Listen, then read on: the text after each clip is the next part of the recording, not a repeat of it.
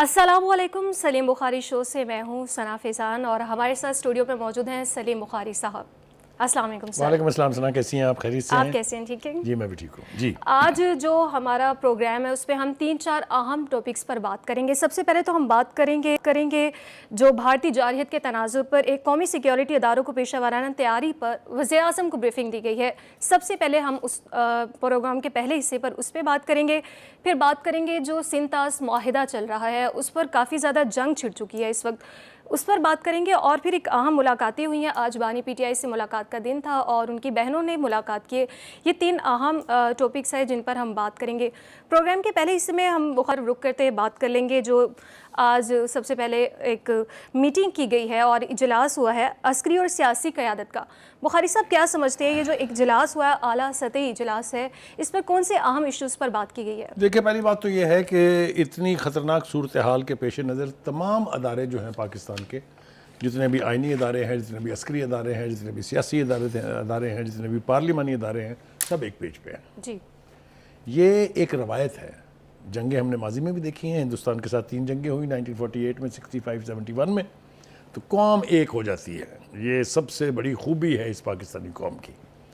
एक तो ये बात हम अपने नाज़रीन के साथ शेयर करना चाहते हैं कि आज का जो इजलास था उसकी नौयत क्या थी और उसकी अहमियत क्या है। देखिए ये एक it was a combo of political leadership and Askari leadership. जी। दोनों ने अपने अपने पोजीशन से एक दूसरे को आगाह किया है कि हम ये कर रहे हैं, उन्होंने कहा हम ये कर रहे हैं। उनका हम ये मामला आलमी सतह के ऊपर लेके गए, उन्होंने कहा हम दिफाई एतबार से टेस्ट भी कर रहे हैं, मिसाइल भी, और ये भी कर रहे हैं। सो प्रिपेयर्डनेस के हवाले से अस्करी क़यादत ने और डिप्लोमेटिक एफर्ट्स के हवाले से यानी सियासी क़यादत ने एक दूसरे को एक पेज पर लेके आए हैं। तो इस एतबार से ये बहुत अहम इजलास मैं कहूँगा इसको, इसलिए कि एक तो बात ये याद रखें कि कल काबीना का इजलास होने वाला है।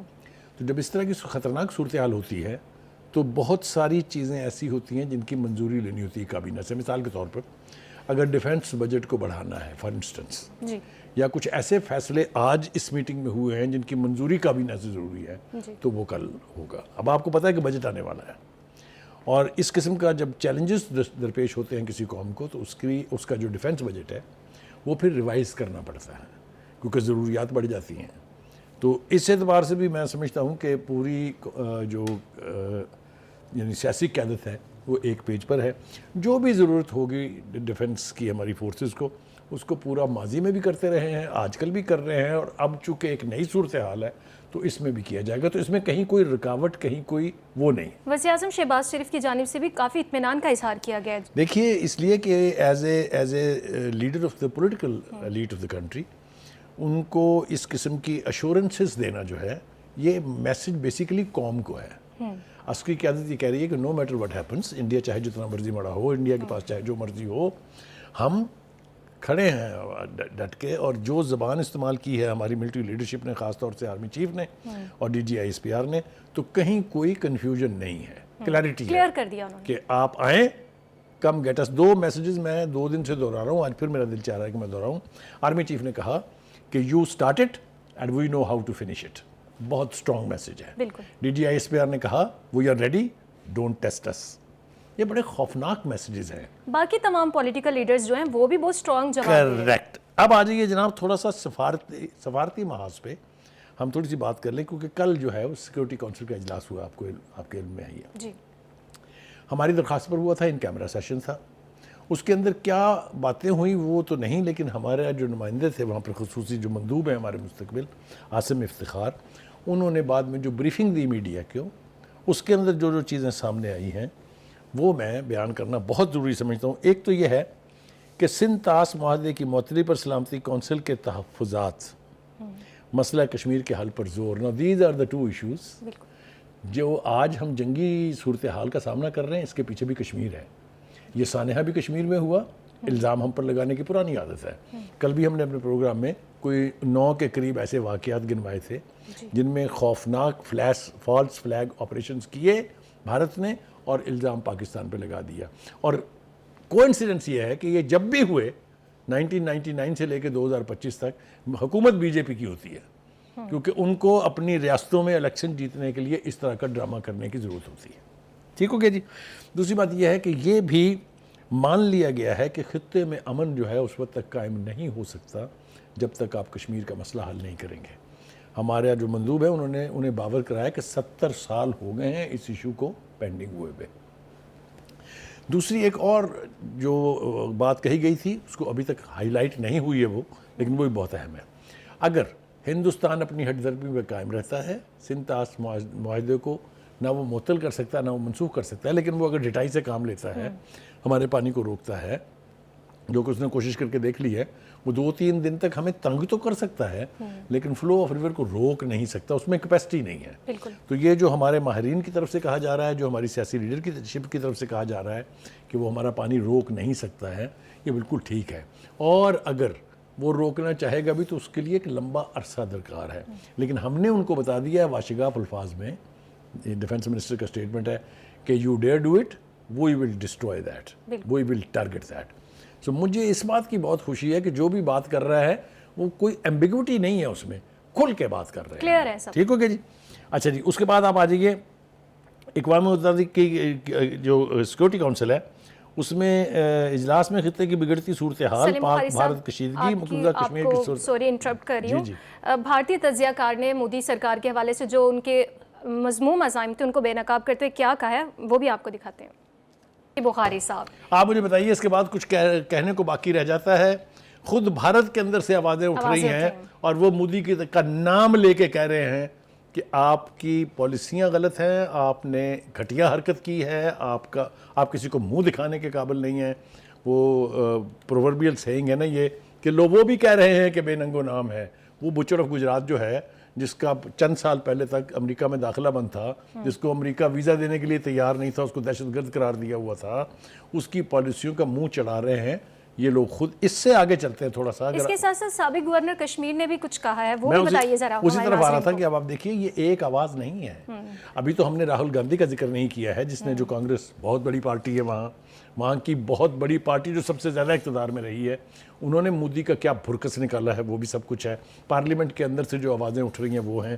جو ریاستیں ہیں بھارت کی ان کے چیف منسٹر گورنرز کیا کہہ رہے ہیں، ان میں سے ایک ہم چکھانے کے لیے ذرا اپنے ناظرین کے ساتھ شیئر کر لیتے ہیں. وہ کہتے ہیں کہ پہلگام فالس فلیگ، مودی بے شرم ہے، ڈرپوک ہے، اسے پہلگام حملے کے لیے ملک سے معافی مانگنی چاہیے. بالکل. یہ سابق گورنر کہہ رہا ہے جو مقبوضہ کشمیر کا گورنر بھی رہ چکا ہے، بہار کا بھی رہ چکا ہے، مگھیالہ کا بھی رہ چکا ہے، گوا کا بھی رہ چکا ہے، اڈیشہ کا بھی گورنر رہ چکا ہے. Is not a small person, مطلب ہی ایز اے سے. وہ آگے کیا کہتے ہیں؟ پہلگام حملے پر مودی کو ملک سے معافی مانگنی چاہیے. دوسرا وہ کہتے ہیں کہ پہلگام حملہ بہت بڑا سیکورٹی فیلئر ہے، جو ہم کہہ رہے ہیں. بالکل سب کہہ رہے ہیں یہ بھی، اور بلکہ اب تو پوری دنیا کہہ رہی ہے. وہ کہتے ہیں کہ میری اطلاعات کے مطابق حکومت کے پاس انٹیلیجنس رپورٹس موجود تھیں مگر انہوں نے کچھ نہیں کیا. آل پارٹیز اجلاس میں شرکت میں مودی کا نانا تکبر کی نشانی ہے. مودی بھارت میں ہندو مسلم تقسیم کو جاری رکھ کر سیاسی فائدہ اٹھانا چاہتا ہے. یہ ہیں وہ الفاظ وہاں کے 5 ریاستوں کے سابق گورنر کے. اور وہ تجزیہ کار نے جو کچھ کہا ہے، مجھے تو کچھ کہنے کی ضرورت ہی نہیں ہے. بالکل ہمیں کچھ کہنے کی یہ ہم نے آپ کو باتیں بتائی ہیں جو اندر ہو رہی ہیں. لیکن جو ہم سفارتی سطح کی بات کر رہے تھے کہ پاکستان کو بہت اچیومنٹس ہوئی ہے. دیکھیے ایک تو انہوں نے خود ہی نام لے دیے کون سے ملک پاکستان کے موقف کی حمایت کر رہے ہیں. سیکورٹی کونسل کا میں نے آپ کو خود بتا دیا ہے. چین نے اب تیسری مرتبہ کہا ہے کہ پاکستان کے ساتھ کسی بھی صورتحال میں ہم آئرن بردر کے طور پہ کھڑے ہیں ساتھ. اور وہ مجھے یاد آتے ہیں وہ جو کانوں کو لبھاتے ہیں جملے کہ پاک چین دوستی جو ہے یہ ہمالیہ سے اونچی ہے، یہ شہد سے میٹھی ہے، یہ سمندر سے گہری ہے، یہ آئرن سے، لوہے سے زیادہ مضبوط ہے. وہ ثبوت دے رہے ہیں کہ یہ ہے ہم، بار بار بتا رہے ہیں. ٹھیک ہے جی. اس کے بعد جی جو پاکستان کی ڈپلومیٹک ایلیٹ ہے، جو پاکستان کے پرائم منسٹر ہیں، جو وزیر خارجہ ہیں، جو وزیر داخلہ ہیں، وہ دن رات پوری دنیا سے رابطوں میں ہیں. پوری دنیا نے ہمارے موقف کو تسلیم کیا ہے. اس وقت بھی ہمارے جو انٹیریئر منسٹر ہیں وہ عمان کے بعد اب قطر کے دورے پر پہنچے ہوئے ہیں. اسی طرح سے وزیر اعظم صاحب نے ملکوں کے سربراہوں سے بات چیت کی ہے. انہوں نے سیکرٹری جنرل یونائٹڈ نیشن سے بات کی ہے. وہ بے پناہ سفیروں سے ملے ہیں جن کو اپنے موقف کا حامی بنایا ہے اور پاکستان کی پوزیشن کو واضح کیا ہے. تو اس اعتبار سے بھی اگر آپ دیکھیں تو پاکستان کی جو پوری پولیٹیکل ایلیٹ ہے اور جو پوری ڈپلومیٹک ایلیٹ ہے وہ دن رات ایک کر کے پاکستان کے موقف کو پوری دنیا میں تسلیم کروا رہے ہیں. پروگرام میں واپس آئیں گے ایک بریک کے بعد.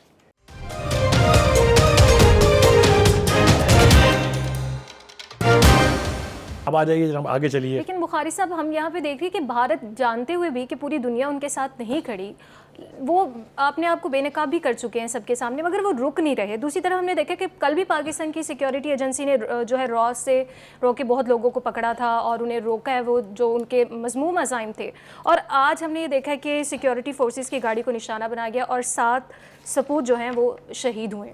دیکھیے کل جو ایکسپوجر ہوا تھا اور جس کا بڑا چرچا رہا پوری دنیا میں, ہم نے اس کو یعنی پھیلایا بھی ہے اور پروجیکٹ بھی کیا ہے, وہ یہ کہ ہماری جو سیکورٹی ایجنسیز ہیں انہوں نے جو ان کی پراکسیز ہیں بلوچستان میں, ان میں BLA ہے, BFA ہے, یہ سارے are being sponsored and trained and accommodated by را جو ہے وہ بلوچستان کا سکون کیوں برباد کرنا چاہتی ہے, وہ کسی کو اس کے اوپر کوئی راز نہیں ہے. سی پیک کا مروڑ بھارت کے پیٹ میں بھی بہت اٹھتا ہے اور بھی لوگوں کے اٹھتا ہے, میں اس وقت نام لینا نہیں چاہتا سارے. وہ آپ نے دیکھا کہ ہم نے کلبوسن کو پکڑا جو را کا ایجنٹ تھا, سرونگ انڈین نیوی کا آفیسر تھا, رنگے ہاتھوں پکڑا گیا. پھر اس نے ایک جرم کیا اور پوری دنیا کو بتایا کہ اجیت ڈوبل جو ہے, جو سابق قومی سلامتی کے مشیر ہیں, انہوں نے ایک سیل بنایا ہوا ہے جس کی فنڈنگ $1 ارب ہے اینول. ان کا آبجیکٹیو یہ ہے کہ ڈسٹرائے سی پیک.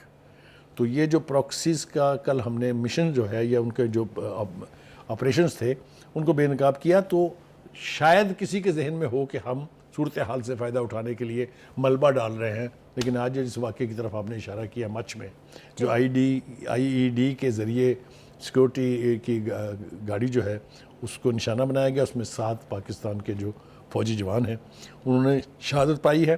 کہنے کا مطلب یہ ہے کہ یہ اب بچیں گے نہیں.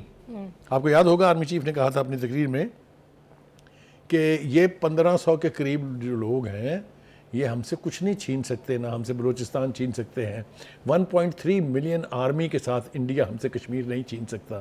آپ کو میرے خیال سے پوری قوم کو ان کے وہ لفظ یاد ہیں, اور لہجہ دیکھیے, لفظوں کا چناؤ دیکھیے اور باڈی لینگویج دیکھیے تو آپ کو پتہ چل جائے گا کہ یہ گیدڑ دھمکی نہیں ہے. He means every word that he delivers. تو یہ صورتحال بھی ہمارے سامنے ہے. جی آگے بڑھتے ہیں تھوڑا سا. دیکھیے آج بھی جو قومی اسمبلی کے اندر جو اجلاس ہوا ہے اس میں بھی پوری قوم نے یونینیمسلی ریزولوشن بھی پاس کی ہے. اس میں جو تقاریر ہوئی اس میں سب سے زیادہ امپورٹنٹ تقریر جو بلاول بھٹو کی تھی. انہوں نے کہا کہ ہم قوم کی حیثیت سے ایک پیج پر ہیں اور ہندوستان جو ہے وہ جنگ پر تلا ہے تو جان لے, ہم بھی تیار ہیں. اس کے بعد جی عطا تارڑ صاحب نے ایک تو اپنی تقریر میں جواب دیا عمر ایوب صاحب کی تقریر. عمر ایوب صاحب کے پیٹ میں درد اس وقت پاکستان کا نہیں ہے, ان کو پاکستان کی فکر نہیں ہے, ان کو ہندوستان کے بارے میں کہنے کی کچھ توفیق نہیں ہے. انہوں نے آج تک غزہ کے لوگوں کے بارے میں نہ ان کے بانی نے نہ انہوں نے کبھی کوئی بیان جاری کیا ہے, اس لیے کہ اسرائیل تو جو ہے وہ میں اب تفصیل میں جاؤں گا تو وقت ہمارے پاس اتنا نہیں ہے. تو اس تقریر کے جواب میں انہوں نے یہ کہا ہے کہ یہ وقت جو ہے یہ ایک دوسرے کے لیڈر کے اوپر تنقید کرنے کا نہیں ہے. نہ میں اپنے لیڈر کی اچھائی بیان کروں گا نہ آپ کے لیڈر کو برا کہوں گا. اس وقت پاکستان کو یک آواز ہو کے ہندوستان کے خلاف کھڑا ہونا چاہیے. آپ یہاں بیٹھ کے اپنی سیاست بگاڑ رہے ہیں اور آپ جو انٹرنل ایشوز ہیں ان کو کوشش کر رہے ہیں کہ وہ بھارت کا معاملہ بھول جائیں, پہلے ان کی سن لیں. تو یہ انفارچونیٹ ہے, میرے خیال سے ایسا نہیں ہونا چاہیے تھا. اس کے بعد آ رہے ہیں جناب آبی دہشت گردی. تفصیل سے ہم نے اس کے اوپر بات کرنی ہے. ایک تو یہ کہ دریاؤں کی صورتحال جو ہے ہندوستان نے پہلے پانی روکا پھر چھوڑ دیا پھر دوبارہ روک لیا, چاہے وہ بگلیار ڈیم ہے چاہے وہ سلال ڈیم ہے. کہنے کا مطلب یہ ہے کہ ہم کل وضاحت کے ساتھ یہ بتا چکے ہیں کہ ہندوستان ایک خاص حد سے زیادہ پاکستان کا پانی روکنے کی پوزیشن میں نہیں ہے. اور اس کی وجہ یہ ہے کہ رن آف دا ریور کے اوپر ایک تو ہمارا رائٹ ہے, ہمارے پانی کو کوئی روک نہیں سکتا ہے. دوسری بات یہ کہ ان کے پاس ایک لمیٹڈ کیپیسٹی ہے جو وہ پانی سٹور کر سکتے ہیں. اس کے بعد ان کو دوسرے راستے سے اسی نہر کو جہلم میں ڈال کے پھر ہمیں پانی روک نہیں سکتے ہمارا. لیکن بخاری صاحب کیا ان فیوچر ایسا ہو سکتا ہے جیسے بار بار بات کی جاتی ہے سنتاس معاہدہ معطل کرنے کی بات کی جاتی ہے؟ جی میں نے وہ اس وقت آپ کو بات کہی تو تھی لیکن میں اس کی تفصیل بیان نہیں کر سکا, اب کر دیتا ہوں. پہلی بات تو یہ ہے کہ ہندوستان یہ نہیں کر سکتا. اگر کرے گا تو ہمارے پاس آپشنز موجود ہیں. ہم سیکورٹی کونسل میں آلریڈی جا چکے ہیں, ہم انٹرنیشنل کورٹ آف جسٹس میں جائیں گے. لیکن اس کے علاوہ بھی ہمارے پاس حل ہے. ہم نہ کشمیر کے مسئلے پر اس لیے تھوڑا سا رویہ ہمارا بہت ایگریسو نہیں ہے کیونکہ ہم سملہ معاہدہ میں بندھے ہوئے ہیں. سملہ معاہدہ یہ کہتا ہے کہ کشمیر جو ہے یہ بائی لیٹرل ایشو ہے, یہ دو ملک آپس میں بیٹھ کے طے کریں گے. یہ ادھر سے کریں کچھ سندھ طاس منصوبے کو, ہم جو ہے نکل جائیں گے سملہ معاہدے سے, اور پھر کشمیر جو ہے وہ ملٹی لیٹرل ایشو بن جائے گا, یعنی پھر وہ دنیا کا مسئلہ بن جائے گا. پھر ہم جائیں گے دنیا بھر کے کیپٹلز میں کشمیر کے کاز کو لے کے, جس طرح پہلے کشمیر کمیٹی کے ذریعے ہم جاتے تھے. تو اتنا ایزی نہیں ہے ہندوستان کے لیے ہمیں ہوڈ کرنا یا ہمارے پیٹھ میں چھرا گھونپنا. وہ جو بھی اقدام کرے گا اس کا جواباں غزل بھرپور دیں گے. انہوں نے پابندی لگائی تھی, ہم نے جب تجارتی پابندیاں لگائی, ہم نے جب اوور فلائنگ کا رائٹ جو ہے اس کو سسپینڈ کیا, تو لگ پتا گیا ہندوستان کی قیادت کو, ذرا پوچھ لیں کہ کیا بھاؤ بکتی ہے. بلاول بھٹو نے بھی کافی اسٹرانگ اس پر جو ان کا رد عمل آیا ہے اس حوالے سے بھی بتائیں. ایک اور چیز, جیسا میں نے کہا کہ ان کی تقریر بڑی پرزور تھی جی, پوری جذبے کے ساتھ تھی, پورے ولولے کے ساتھ تھی, اور انہوں نے بھی he didn't means his word, انہوں نے جو کہا ہے براہ راست کہا ہے. اسی طریقے سے ایکس سروس مین, یہ ایک پورا سیگمنٹ ہے سوسائٹی کا. وہ جو کل تک جرنیل تھے وہ ان کی کیپیسٹی تو موجود ہے نا, وہ جو کل تک جوان تھے ان کی کیپیسٹی بھی موجود ہے. ان سب نے یک آواز ہو کے کہا ہے, ان کی نمائندہ ایک آرگنائزیشن ہے ایکس سروس مین سوسائٹی, انہوں نے کہا ہے ایک آواز پہ ہم واپس حاضر ہو جائیں گے اور پاکستان کے دفاع کے لیے اپنی جانیں دینے سے گریز نہیں کریں گے. Salute to them. ٹھیک ہے جی, بیرسٹر گوہر صاحب جو ہیں وہ بھی بولے ہیں, اور مجھے اس کو کمپلیمنٹ کرنے دیجئے کہ انہوں نے اپنی تقریر میں کوئی سیاسی بات نہیں کی ہے. انہوں نے دو ٹوک الفاظ میں بھارت کو چیلنج کیا ہے, اس کے فیصلوں کو چیلنج کیا ہے, اس کی گھٹیا حرکات کو ایکسپوز کیا ہے. پھر اس کے بعد ایم کے ستار صاحب بھی بولے ہیں, وہ بھی آپ کے سامنے ہے. تو کہنے کا مطلب یہ ہے کہ لارجلی جو پوری قوم ہے, جو پوری عسکری قیادت ہے, جو پوری ڈپلومیٹک قیادت ہے, جو پوری پولیٹیکل قیادت ہے, جو پوری پارلیمانی قیادت ہے, ایک پیج پر ہے. That is the strength that army needs. جب فوج کے پیچھے قوم کھڑی ہو جاتی ہے ایک سیسا پلائی دیوار کی طرح سے, اس فوج کو ہرانا. ہر فورم سے جواب آ رہا ہے, ہر فورم سے یہی کہا جا رہا ہے کہ ہم پاک فوج کے ساتھ ہی کھڑے ہیں, چاہے وہ عام عوام ہے چاہے وہ کوئی بھی فورم ہے. بالکل ٹھیک ہے. یہ جو یک آواز ہونا ہے اس نے بھارت کی مت ماری ہوئی ہے. ان کا خیال یہ تھا کہ شاید اس حوالے سے وہاں قوم میں ڈویژن ہوگی, شاید اس حوالے سے بلوچستان کچھ سوچے گا, کے پی کے کچھ سوچے گا. یہ نہیں ہوا ہے, اور میں نے کہا کہ یہ ہماری روایت ہے, ہم نے اس روایت کو ایک بار پھر زندہ کیا ہے, اور اگر آپ مجھے اجازت ہے تو میں کہوں گا 5ویں بار زندہ کیا ہے. اور اب اس کو زندہ کرنے کا مطلب یہ ہے, تب ہم نیوکلیر پاور نہیں تھے, تب ہمارے پاس نیوکلیر ڈیٹرنس نہیں تھے, تب ہمارے پاس اتنا افیکٹو میزائل سسٹم نہیں تھا, تب ہمارے پاس اتنے افیکٹو یعنی ریڈارز نہیں تھے. ہمارے ریڈارز نے اور ہمارے J-10 نے کیا حشر کیا ان رافیل کا, میرا خیال ہے وہ بھی آنسوؤں سے رو رہے ہوں گے کہ ہمارے ساتھ کیا ہوا. نیوکلیر پاور بن چکا ہے پاکستان, جیسے کہ ہم سب جانتے بھی ہیں, اور اب جو ہے تمام عوام بھی اور ہر ایک جو ہے پاک فوج کے ساتھ کھڑی ہے اور یک زبان ہے کہ ہم ہر معاملے میں آپ کے ساتھ ہی کھڑے رہیں گے. پروگرام میں واپس آئیں گے ایک بریک کے بعد.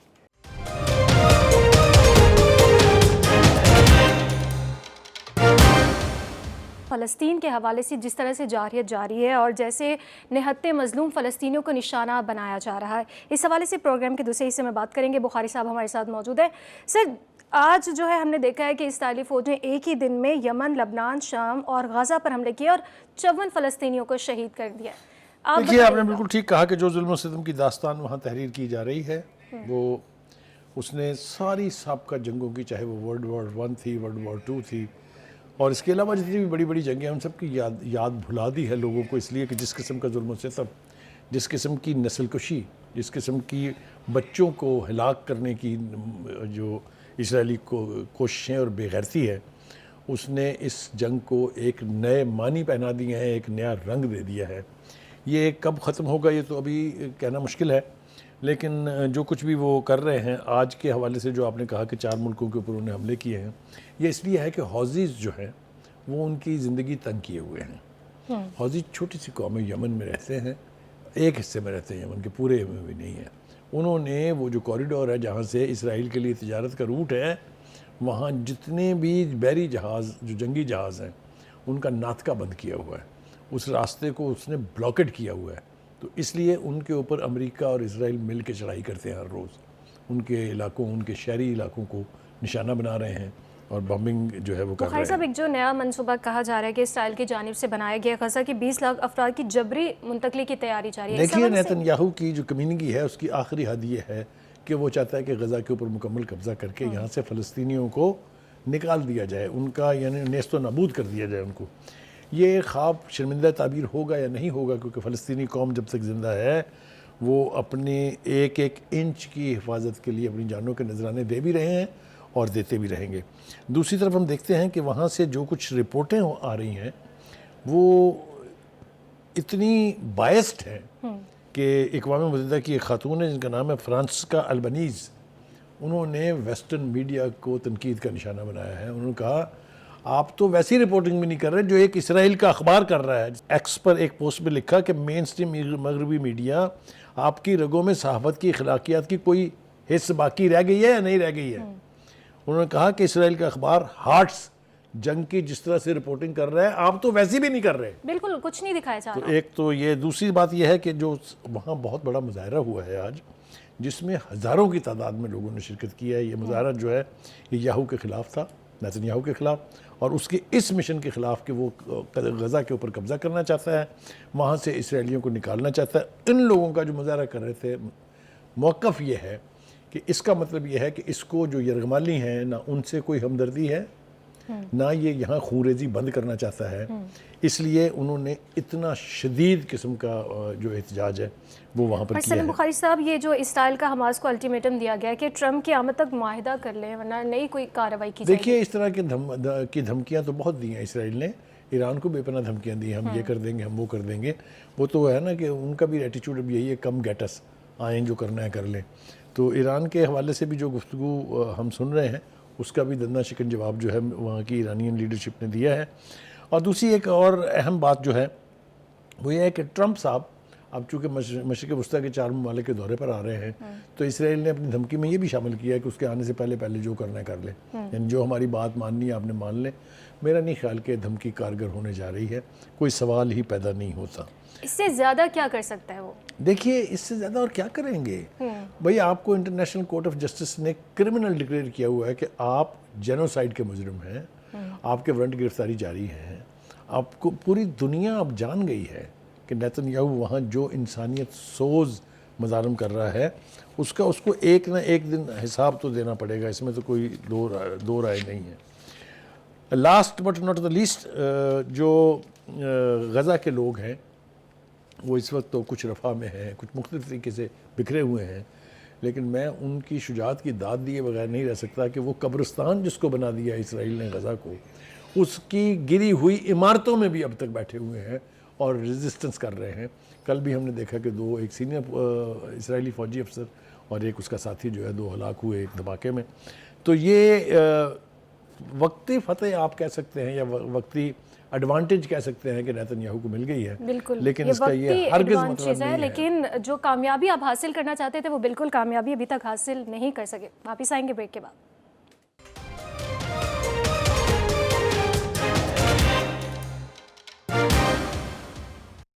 Welcome back. اب کچھ بات کر لیں گے اہم فیصلوں اور اہم ملاقاتوں کے حوالے سے. تو بخاری صاحب ہمارے ساتھ ہی موجود ہیں. بخاری صاحب, آج بانی پی ٹی آئی سے ملاقات کا دن تھا اور 2 بہنوں نے ملاقات بھی کی ہے. جیسے کہ آپ کو پتہ ہے کہ جب بھی کوئی ملاقات کا دن آتا ہے تو کوئی نیا ڈرامہ بنا دیا جاتا ہے.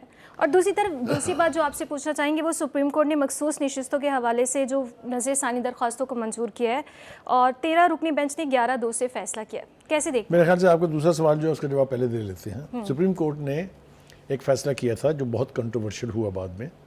اس میں یہ تھا کہ پی ٹی آئی جو ہے اس مقدمے میں فریق نہیں تھی, لیکن اس کو نشستیں جو ہیں وہ دے دی تھی سپریم کورٹ نے. اس کے خلاف پاکستان پیپلز پارٹی نے, پاکستان مسلم لیگ نواز نے اور الیکشن کمیشن نے نظر ثانی کی اپیلیں کی ہوئی تھی. ان میں سب سے بڑا جو آرگومنٹ تھا ان کا یہ کہ پی ٹی آئی تو اس مقدمے میں فری کی نہیں تھی، پھر آپ نے اس کو کیسے، یہ کس قسم کی عدالتی سہولت کاری ہے کہ ایک پارٹی فری کی نہیں ہے اور آپ اس کو oblige کر رہے ہیں. تو وہ 11/2 سے وہ منظور ہو گئی ہیں. تو یہ ایک بہت بڑا جھٹکا ہے پی ٹی آئی کے لیے میرے نزدیک. اس کے اوپر تفصیل سے بات ہم آئندہ پروگراموں میں کریں گے. اب آ جائیے ملاقاتوں کی طرف. دیکھیے ملاقاتوں کا یہ مطلب بالکل نہیں ہے کہ وہاں خان صاحب کو روز ایک جلسہ کرنے کی اجازت دے دی جائے. ملاقاتیں جیل مینجمنٹ کے تحت ہوتی ہیں، ملاقاتیں عدالتی احکامات کے تحت ہوتی ہیں. لیکن اگر 75 آدمی وہاں پہنچ جائیں گے تو بتائیے کس کس سے ملوایا جائے. بالکل 2 دن ہوتے ہیں ہفتے میں ملاقاتوں کے، جس میں ایک میں فیملیز کی اور وکلاء کی ملاقاتیں کرائی جاتی ہیں، اور ایک کبھی کبھی اجازت دی جاتی ہے کہ سیاسی لیڈروں سے آپ اپنی پارٹی کے لوگوں سے مشورہ کر لیں. لیکن اگر آپ ہر روز وہاں اتنی تعداد میں پہنچ جائیں گے تو وہ ڈیالہ جیل تو نہ ہوئی، وہ تو پارٹی سیکریٹریٹ ہے. تو اس کو اوائڈ کرنے کی کوشش کرنی چاہیے. لیکن پی ٹی آئی سے یہ توقع رکھنا اس لیے فضول ہے کہ ہر ملاقات کے دن وہاں پر تماشا لگتا ہے. پہلی بات تو یہ ہے کہ وہ جیل ہے، وہاں ملاقات کے لیے لوگوں کو جانا چاہیے، احتجاج کرنے کے لیے نہیں جانا چاہیے. لیکن آپ نے دیکھا کہ بانی پی ٹی آئی کی طرف سے بھی کال دی گئی تھی کہ عید کے بعد وہاں مظاہرہ کریں. وہ الگ بات ہے کہ کوئی نکلا نہیں گھر سے. لیکن یہ منظرنامہ جو ہے وہ ہم ہر ملاقات کے دن دیکھتے ہیں. منگل اور جمعرات یہ 2 دن ملاقاتوں کے لیے طے ہیں. ہر دفعہ وہاں پولیس کے ساتھ جھڑپ بھی کیا ہوتی یہ ہے. سلسلہ نہیں رکے گا؟ دیکھیے دونوں ہی سائڈوں کو، یعنی حکومت کو بھی اوبلائج کرنا چاہیے، اکوموڈیٹ کرنا چاہیے جس حد تک ہو سکے، اور پارٹی کو بھی تھوڑے سے ہوش کے ناخن لینے پڑیں گے کہ وہ جلسہ عام نہیں ہے، وہ جیل ہے. جیل مینول کے تحت ہی ملاقاتیں ہوتی ہیں. تو میرے خیال سے یہ توقع کی جا سکتی ہے. مجھے نہیں لگتا کہ ایسا ہوگا، کیونکہ جس چیز سے پی ٹی آئی کو آپ روکتے ہیں وہ اس سے 2 گنا کوشش کے ساتھ زیادہ کرتی ہے. تو یہ منظرنامہ ہمارے سامنے ہے. وہاں آج جو جن بہنوں کو ملاقات کی اجازت دی گئی ان کے بعد جو علیمہ خان ہیں ان کو آج جانے نہیں دیا گیا ہے. وہاں پر جو لیڈرشپ موجود تھی اس میں عامر ڈوگر صاحب تھے، اس میں نورین نیازی تو خیر اندر اس بارے میں ہم دوبارہ بھی بات کریں گے. ان اہم ملاقاتوں کا سلسلہ جیسے کہ بخاری صاحب کہہ رہے ہیں کہ ہمیشہ جاری رہتا ہے اور اسی طرح کے معاملات دیکھنے میں آتے ہیں. مجھے اور بخاری صاحب کو آج کے شو سے دیجیے اجازت. اللہ حافظ.